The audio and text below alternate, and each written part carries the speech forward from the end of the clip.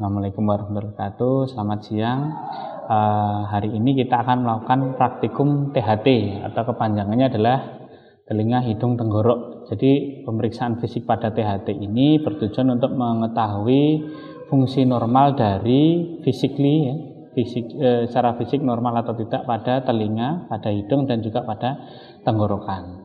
Jadi di telinga, hidung dan tenggorokan nanti kita juga melakukan dua hal, yaitu inspeksi dengan cara melihat ya, serta palpasi. Ada yang kita bisa melihat tanpa alat, ada juga yang kita harus melihat dengan alat.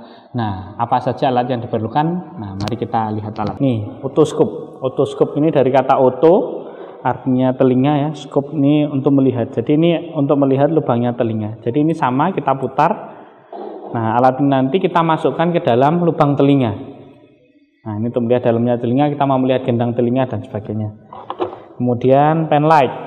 Nah, pen light ini sama, kita untuk melihat dalamnya hidung. Ya. Ini berikutnya adalah alat spekulum hidung. Jadi alat ini dimasukkan dalam lubang hidung untuk membuka hidung. Seperti itu. Yang berikutnya adalah spatel lidah. Nah, ini untuk menekan lidah ketika kita mau memeriksa tenggorokan, ya, memeriksa amandel dan sebagainya. Kemudian ini adalah garbu tala. Nah, ini untuk memeriksa fungsi pendengaran pasien. Nah, kemudian tambahnya adalah tisu untuk membersihkan, handscoon, peralatan standar, kemudian masker dan juga jas lab. Oke, berikutnya kita laksanakan praktikumnya.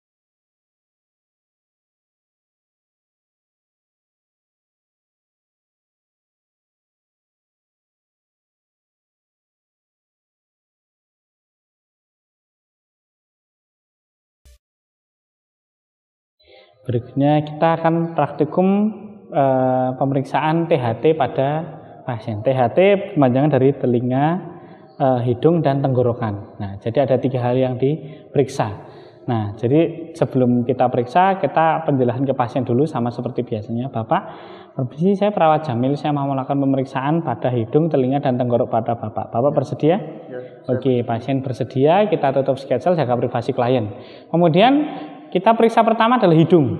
Nah, hidung ada 2 hal yang diperiksa, yaitu inspeksi dan palpasi. Inspeksi kita lihat, nah hidung pertama adalah bentuk hidung. Bentuk hidungnya pasien normal atau tidak. Ini normal ya bentuk hidungnya. Contoh kelainannya adalah hidungnya tidak simetris, jadi belok sana, belok ke sini, misalnya pada pasien yang habis kecelakaan dan sebagainya ya. Jadi ini normal kondisi hidungnya. Berikutnya di hidung luar kita palpasi dulu. Palpasi, misi Pak ya. Nah, kita tekan, geser kanan kiri. Ini sakit enggak Pak? Saya tekan Pak? Tidak. Tidak ada. Oke, kemudian kita palpasi namanya sinus. Sinus ada 3, yaitu sinus etmoidal, sinus frontal, dan sinus maxillaris. Sinus etmoidal lokasinya di sini. Nah, di sini kanan kiri sini. Kita bisa menekan dengan ibu jari jika kita dari depan pasien. Nah, ini kita tekan ya. Ini saya tekan Pak ya. Ini sakit enggak Pak? Tidak. Tidak. Nah, pada pasien yang mengalami sinusitis, dia akan gejala yang sering muncul adalah pileknya tidak kunjung sembuh, sering pilek. Nah, untuk mengecek dia memang pilek biasa atau sinusitis, salah satu cara ngeceknya nih, ditekan di sinus etmoidal.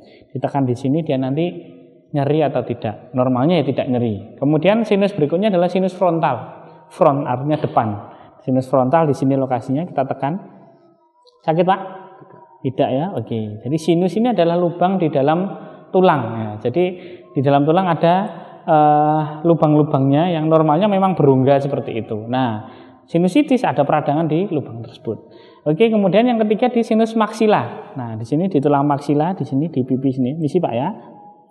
Nah, ini sakit enggak Pak? Saya tekan Pak? Tidak. Tidak sakit. Oke, normal ya sinus. Jadi palpasi sinus etmoidal, frontal dan maksila normal.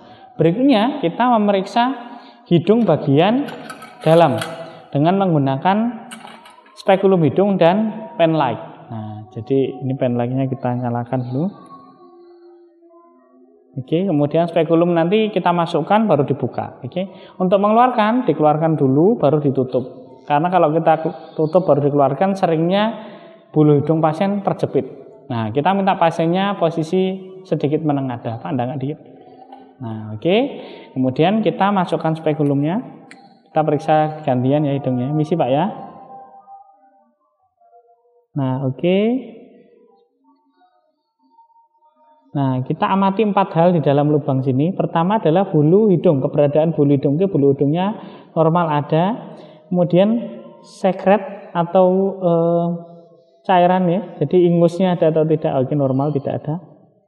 Kemudian warna mukosanya kemerahan normal. Kemudian adalah adanya tonjolan atau polip. Nah, jadi pada pasien ini tidak ada tonjolan atau polipnya, normal ya, ada konka. Kita lakukan pada hidung sebelahnya.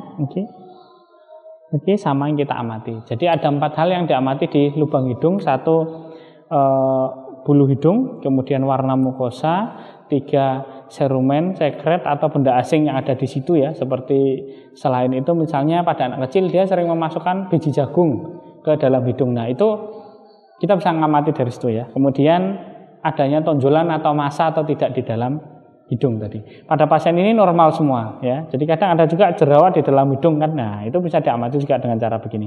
Jadi pemeriksaan hidung pada pasien normal semua, mulai dari physically, palpasi maupun dalamnya semuanya normal. Nah, berikutnya kita ke pemeriksaan mulut. THT tenggorokan ya, telinga, hidung dan tenggorokan. Jadi kita periksa dulu tenggorokannya. Pertama yang diamati adalah tampilan luar ya, physically, bibir. Yang diamati adalah 1 warna bibir ya, bibirnya berwarna kemerahan normal ya. Oke, kemudian physically tidak ada kelainan. Contoh kelainan yang bisa diamati di bibir adalah sumbing. Nah, ini normal ya, tidak ada sumbing. Berikutnya kita minta pasiennya untuk membuka mulut dan menampakkan gigi. Gigi gini Pak. Nah, kita amati gigi melebar Pak. Nah, kita pakai penlight lagi. Gigi kita amati normal atau tidak, giginya lengkap. Oke, kemudian buka mulut Pak. Nah, menengadah dulu. Nah, oke, siap. Ini kita amati dalamnya sekalian. Oke, gigi lengkap, tidak ada yang berlubang. Di dalamnya kita amati ovula serta tonsil ya. Tonsil ini adalah amandel itu ya. Kalau oke, minum dulu Pak. Nah, ini agak melelahkan bagi pasien ya. Jadi jangan terlalu lama disuruh untuk membuka mulut. Oke. Jadi tonsil ini bahasa awamnya adalah amandel. Orang yang kena amandel namanya tonsilitis. Nah, tonsil itu adalah struktur di sebelah kanan kirinya ovula. Mungkin nanti kita bisa zoom ya, bisa lihat dalamnya seperti apa. Normalnya dia warnanya kemerahan normal ya, pink kemerahan mukosa dalamnya tubuh. Tapi kalau orang mengalami tonsilitis atau amandel, dia warnanya menjadi lebih merah serta lebih besar. Jadi jalan napasnya tertutup. Nah, bukan tertutup total tapi ada membesar, jadi jalan napasnya lebih tertutup seperti itu. Itu. Kemudian ada lagi, Bapak bisa keluarkan lidahnya Pak.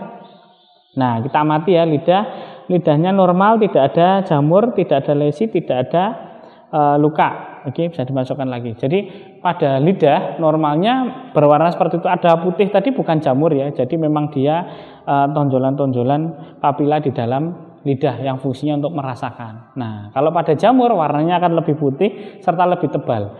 Jadi istilahnya adalah kandidiasis ya, isinya adalah jamur. Jadi pada pasien dewasa yang mengalami jamur di mulut itu menjadi salah satu tanda pasien HIV, salah satunya ya. Jadi sampai di dalam mulutnya ada jamur. Di lidah kemudian juga ada Pak, keluarkan lidahnya lagi Pak. Gerakan kanan dan kiri Pak. Oke, sakit apa Pak? Tidak ada sakit nih. Oke, kemudian Bapak menelan Pak, coba Pak. Oke, ada nyeri telan Pak? Tidak ada. Oke, berikutnya sebenarnya ada palpasi pada bagian palatum. Nah, palatum Bapak enggak Pak. Buka mulutnya Pak. Nah, palatum ini bagian sini ya.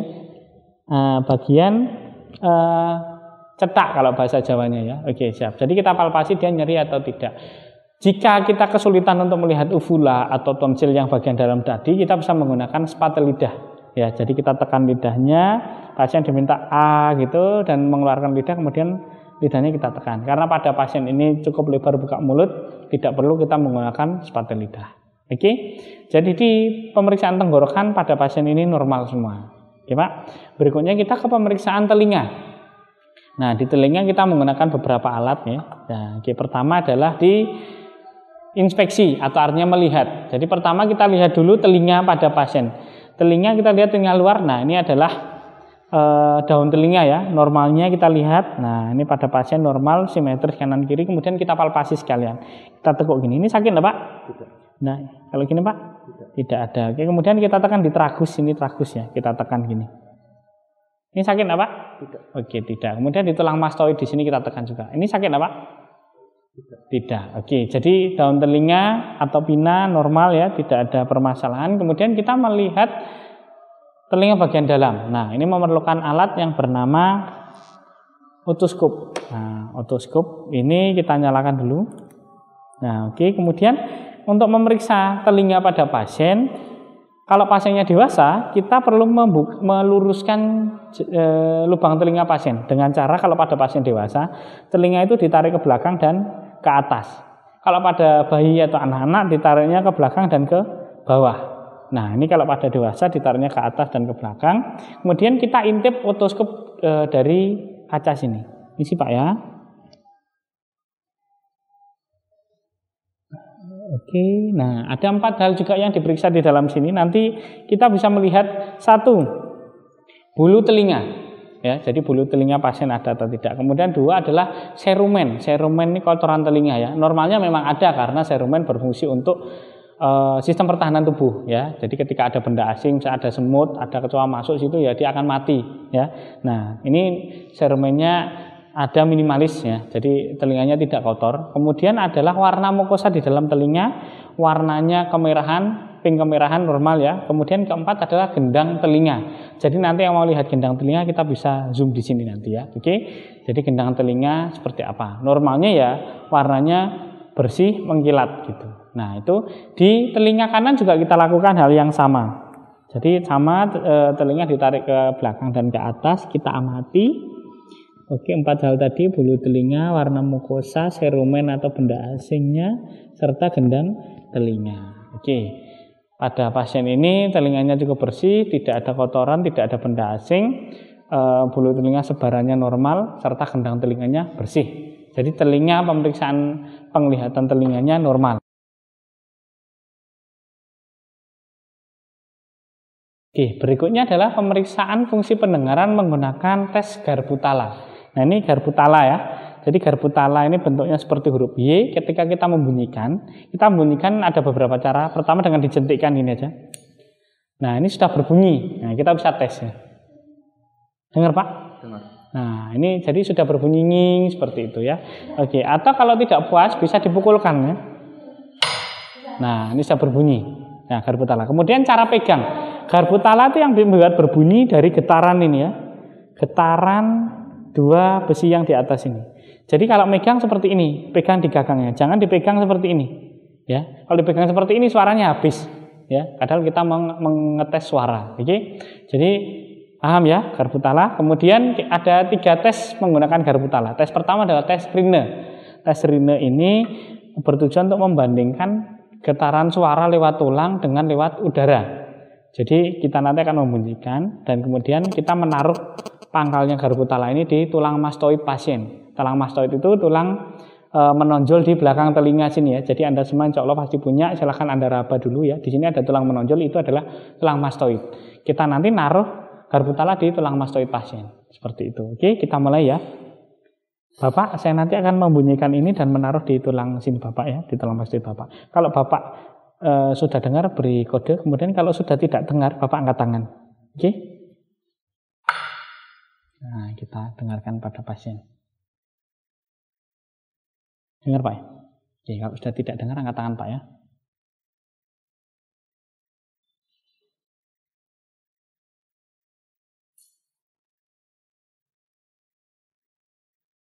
Oke, kemudian segera kita pindah. Ini dengar Pak? Dengar ya. Nah, jadi saya ulangi ya, tanpa suara. Pertama ditaruh di sini, pasien normal akan mendengar ya. Jadi pasien mendengar bukan dari getaran ini ke sini bukan, tapi dari lanjutan getaran di sini ke tulang. Jadi suara merambat lewat tulang. Kemudian ketika pasien sudah tidak dengar, segera kita pindah ke depan gini. Normalnya memang pasien masih mendengar karena getaran udara itu lebih bagus daripada getaran lewat tulang gitu. Jadi setelah dari sini pasien sudah tidak dengar, sudah kita pindah. Hasil seperti ini sebutannya adalah Rine positif. Rine, ini pemeriksaan Rine. Normalnya adalah Rine positif. Jadi dari sini tidak dengar, dipindah ke sini dia masih dengar. Ini normal. Nah, normalnya sebutannya adalah Rine positif. Yang tidak normal bagaimana? Ketika kita bunyikan, kita taruh di sini, pasien sudah tidak dengar, kita pindah ke sini, pasiennya tidak dengar. Nah, ini tidak normal. ya. Ini sebutannya Rine negatif. Oke, jadi Rine bertujuan untuk membandingkan getaran suara melalui tulang dan melalui udara. Oke, berikutnya kita ke pemeriksaan Weber. Weber ini kita membunyikan garpu tala, kemudian kita letakkan di tengah telinga. Di tengah telinga kanan kiri ini bisa di ubun-ubun sini ya, atau di depan sini. Nah, gitu. Jadi pas di tengahnya. Ini untuk mengetes perambatan udara lewat tulang. Lebih bagus mana kanan atau kiri, normalnya sama ya, normalnya sama. Nah, kita coba ke pasien ya. Bapak, ini nanti saya akan bunyikan garpu tala dan menaruh di sini Bapak ini, di tulang sini Bapak. Oke?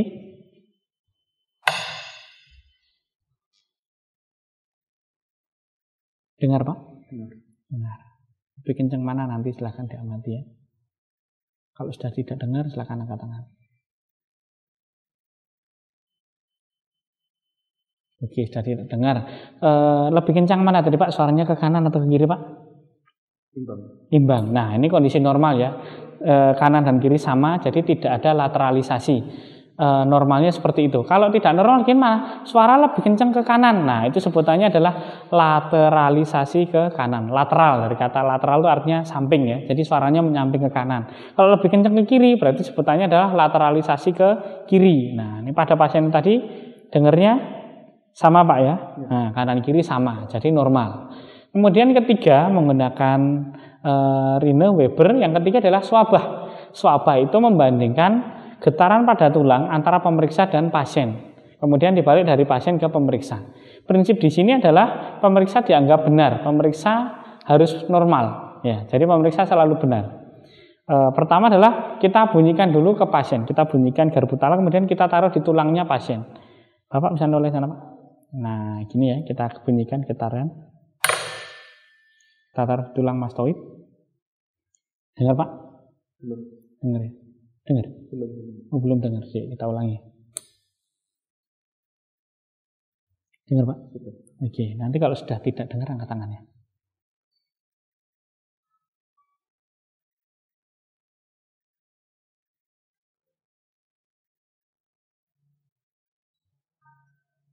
Oke, sekarang kita pindah. Oke, sama. Pemeriksa juga tidak mendengar. Ini normal ya. Jadi kita bunyikan, kita taruh di tulang pasien, kita biarkan pasien tidak mendengar, sampai tidak mendengar. Ketika sudah tidak mendengar, angkat tangan. Kemudian segera kita pindah ke telinga, ke tulang mastoid kita. Normalnya kita juga tidak mendengar normalnya karena memang sudah tidak ada suara. Contoh tidak normalnya bagaimana? Contoh tidak normalnya adalah ketika kita pindah, kita masih mendengar suara. Nah, itu berarti pasien tidak normal. Artinya swabah memendek. Swabah memendek itu suara yang didengar pasien lebih pendek daripada pemeriksa. Dan yang normal adalah pemeriksa. Jadi pasien mengalami swabah memendek. Nah, seperti itu. Ya. Kemudian kita balik yang tahapan kedua, yaitu kita ulangi dari pemeriksa dulu. Jadi kalau yang dari pertama dari pasien baru ke pemeriksa, yang sekarang dari pemeriksa dulu baru ke pasien.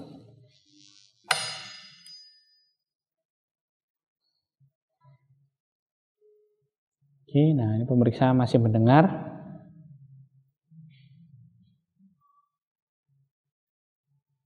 Oke, kemudian pemeriksa sudah tidak mendengar, segera kita pindah ke pasien. Dengar Pak?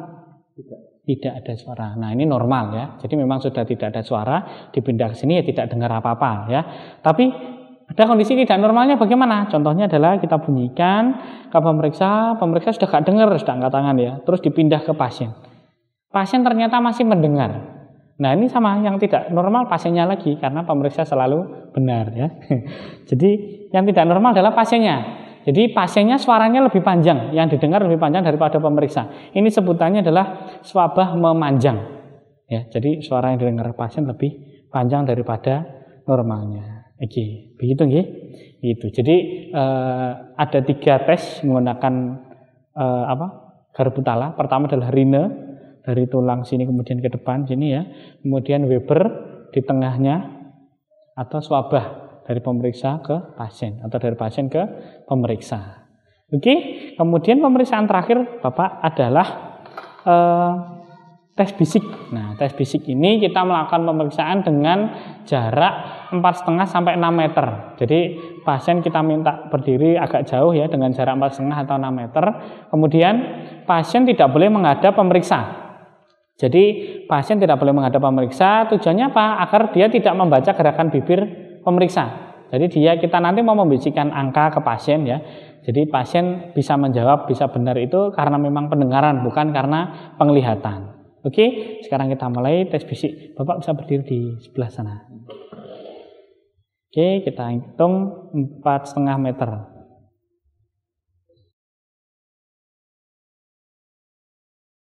Oke, Bapak saya nanti akan membisikkan angka ke Bapak. Bapak kalau dengar ulangi apa yang saya ucapkan Pak ya. Oke. 77. Oke, ganti hadap sebelahnya Pak. Bapak hadap sebaliknya. Nah, oke, sekarang kita ngetes telinga sebelahnya. 38. Oke, sudah Pak. Kembali ke sini Pak. Oke, jadi tes bisik sudah selesai.